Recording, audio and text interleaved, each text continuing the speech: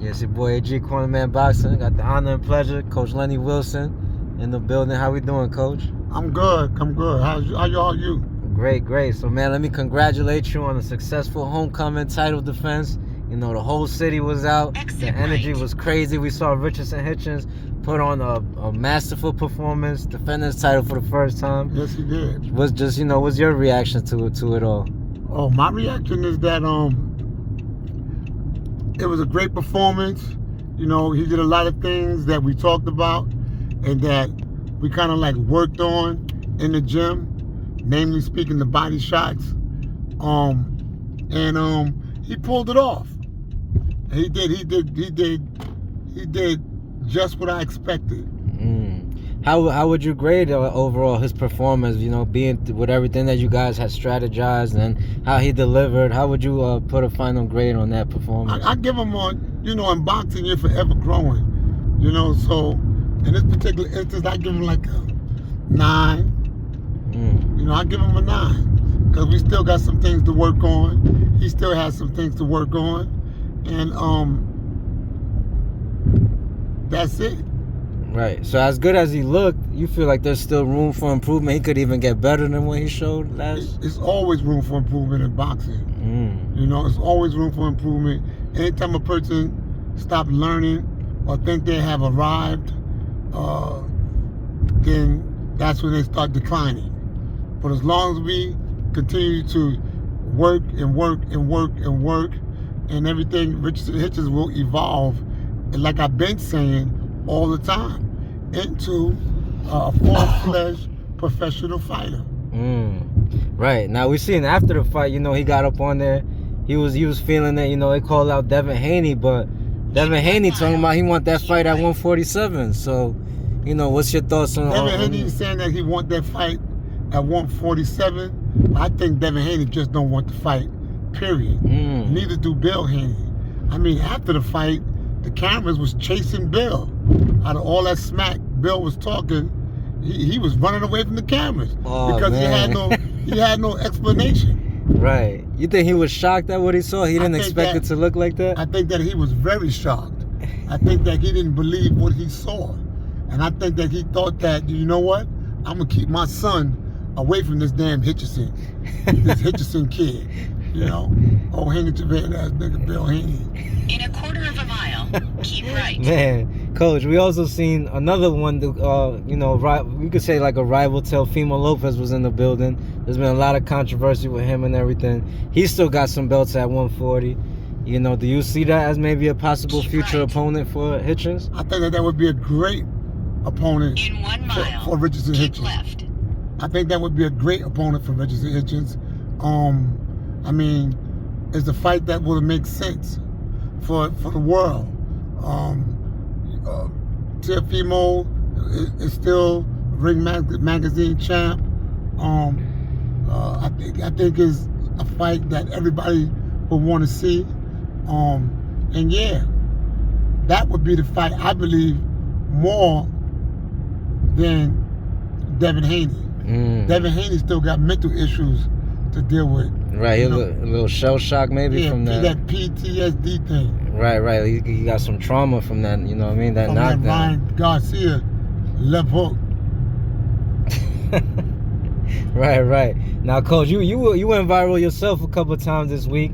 You know, I'll start mostly with the good viral because, you know, a lot of people saw the way you handled that corner. They see Richardson's development.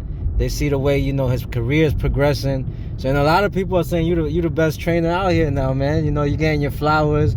What's your thoughts on you know, the people now starting to gravitate towards you and really realizing what you're capable of? I appreciate the people, but as I always say, all the glory goes to God.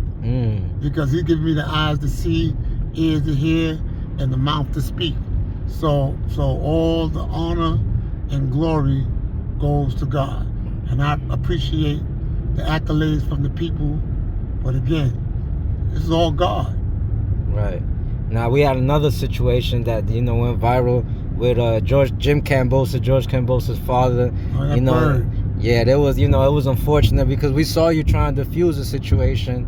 And, you know, he got overly excited, came in and and did what he did. But do you feel now that everything passes, the results and everything, that they paid for what was done? Okay, can you repeat the question, please? After everything, the result of the fight and everything, the punishment Kambosos George took. Or did he pay for it, the father? Right. Do you think that now that's settled? Like, I mean, he got what he got. He got what he deserved. Right. Again, all the glory go to God. You see, you let God fight your battles. You understand? Right. And the truth will be revealed. George Kambosos, I think, is a good fighter. His father is the problem.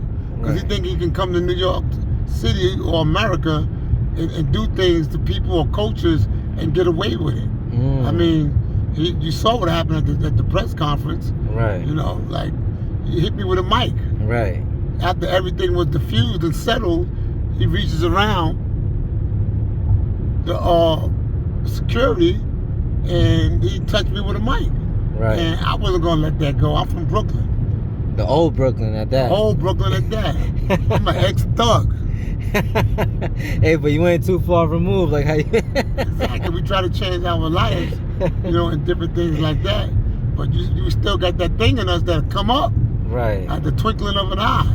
And it was such a tricky situation because the security guard was holding you. It seemed like you couldn't really defend yourself at that moment, and then you want to get it back, but then you're the one that get in trouble. You know what I'm saying? Exactly. I'm just glad to see that you kept it professional, and things were settled in the ring as they should have been, as they always should be in the sport of boxing. Well, real talk is I do thank God for Bill Haney, because with George Kambosos' father, Jim, or whatever his name is, Kambosos Sr. dead, had me steaming. And Devin Haney's father, Clown Bill, he brought it out of me when he said what he said. Right. So it just brought it out of me. So I thank him for that. But my perception of him still does not change. He's a handkerchief head nigga. He was over there kikiing with the white man, so he could never come back and talk about he for his people, not by a long shot. He's a jester. He's one of them jesters that the clowns, the white folks was looking at back during slavery days. He's a jester. Oh man. Something I said to do is history. Man, that's crazy. You're just missing a hat, that's all. Oh snap. Man, it's just crazy that we see the junior welterweight division heating up. There's a lot of crazy stuff going on, man. But so realistically speaking, what would you like next for Hitchins? What can we expect going forward? What I would like next for Hitchins is Teofimo Lopez. Right. But I don't think Teofimo gonna take the fight right away. Not unless he feel like he's getting paid a substantial amount of money. Right. Yeah. That's the fight I would like to see next for Hitchins. That's interesting. So you think maybe the finances could be a way of him to get out of it? Like, nah, it's not worth it. I want this and this and that amount of money. Like, if not, I'm not fighting Hitchins. Because we see Hitchins, he's a threat, man. He's a risk to all these guys. So he's a big time threat. I mean, the money might be something that get in the way for somebody like that. But see, the thing with Hitchins is that he chasing legacy. He chasing legacy. The money is gonna come. The whole goal is to cement his legacy in the sport of boxing. Right. He studies boxing daily, every day. He likes the hoopla. He likes the whole shebang. He likes. He just want to be great. He want to be great. Nah, he truly loves the sport. I've seen it firsthand. The guys watching boxing 24/7. He's always thinking boxing. Such as yourself, another man who pretty much lives the sport. Eat, sleep, and drink it, right? You have to. For boxing, you got to eat it, sleep it, and drink it. Right.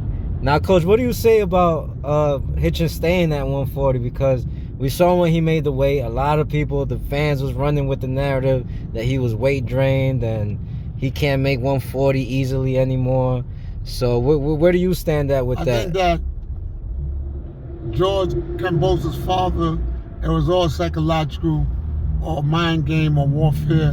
Hitchins make 140 very, very easy. You know, at the beginning, even at the beginning when he was talking about it, about making 140 the weight, I think it was more psychological than anything. So now that he's made the weight, like from the first fight with the Leoparo. No, it was even before that with Limos when he had to make that before rehydration. That was Limos, but then Leoparo came in when he fought for the title.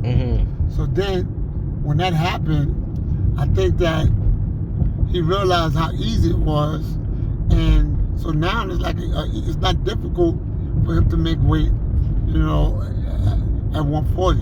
In fact, I would like to see him kind of like defend his title maybe 2 to 3 more times, so he can solidify himself as a world champion. Right, his dominance in that junior welterweight division. Precisely. So would you say this was like perhaps his easiest weight cut as opposed to? The Leoparo was his easiest weight cut, and this was an easy weight cut for him as well. So there that goes. That kills all that narrative about him having difficulty making weight. And I mean, you saw it in the fight. He had his energy, but even in the build-up, you saw he was full of energy. So I don't know where they got that from. Exactly. He made the weight very, very easy. In fact, I don't even worry about him when it comes to making weight. You know, because I know he's gonna do it. Right. I mean, yeah, I monitor it, but for the most part, we don't get out of control. We don't get out of, get all bent up about him making weight like he's supposed to. And the reason being is because he's a boxing man. He wants to fight. You understand? He wants to fight. Right. So that's it in a nutshell. Now, because we saw the turnout that New York City had, but would you like the more homecomings, or are you guys willing to go anywhere to fight? Or we'll go anywhere. That's what a world champion does. If the price is right and everything, when I say price is right, I mean in totality. You know, if it's feasible and doable, we're there. Like I told you before, a long time ago, we're not ducking no smoke. Yeah, I love that energy that you guys bring, man, because I feel like boxing needed. It was a good night for boxing, seeing somebody that's considered a boxer put on an entertaining performance, because a lot of times we see the guys that just box on the back foot all night, and that's turning the fans off. They're getting bored. They don't want to see that for 12 rounds. But Hitchins found a way to do that while staying close, while, putting shots in between shots. So what do you think of that? Him being exciting while still boxing? Again, like I said, Hitchins is forever evolving. And that's why you saw what you saw on Saturday night. He's forever evolving. We try to capitalize off of our mistakes. Right. Like, for instance, people could have or think that they saw some mistakes in this fight. Right. But trust me, once we go back to the tape and we look and we see what's going on, if there are any mistakes there, it will be addressed. So the ceiling, there's a higher ceiling, way higher ceiling. He's 27 years old. He's going into his prime. Right. You know what I mean? The sky's the limit, as they say. 100%. Sky's the limit. Yes, sir. Coach, thank you so much for your time. Is there any message you want to give out to the fans and everybody that came out to support you guys and has been with you guys for a while now? Thank all the fans for coming out to support. We really appreciate you. It wasn't just our night, but it was your night. And we hope to see you in future fights. We love the fans. We love the people. We love to put on for the people in the city. And if you want to reach me, you can reach me at Coach Lenny _100 rounds. That's RDZ. That's on Instagram. That's on Instagram. And on Facebook is Lenny B. Wilson. And Coach, what message you got for the rest of the 140-pound division? Any opponents that's in his way? What message you got for them? I can just say, for the 140-pound division, watch out, because we're coming. Yes, sir. Coach, thank you so much for your time. We wish you the best in your upcoming fight and for the rest of your career. Thank you so much. I appreciate you. For For sure. Thank you, Coach. We out of here.